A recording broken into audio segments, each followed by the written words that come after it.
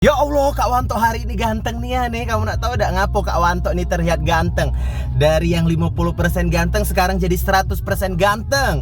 Karena Kak Wanto ini motong rambutnya di rumah cukur Palembang. Nah, untuk kamu yang nak terlihat ganteng, cakep, charming menjelang lebaran, menyambut lebaran, kamu tuh wajib yang namanya cukur rambut di rumah cukur Palembang. Karena kalau cowok nih, kalau nak terlihat ganteng itu potongan rambutnya, tatanan rambut itu harus rapi. Nah, ini tempat barbershop yang lagi promo menyambut lebaran.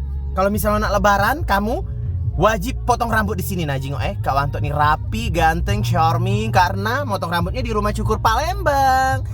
Dengan hairstylistnya itu, wih, jingok terlihat ganteng. Dari yang 50% ganteng jadi 1000% gantengnya. Nggak. Wih. Terus rapi potongan rambutnya nih. Dia ini tidak terlalu tipis. Pasnya untuk kamu yang biar terlihat wong kayo lamu duit banyak utang dak kati. Jadi terlihat lebih ganteng. Cukur rambutnya di rumah cukur Palembang.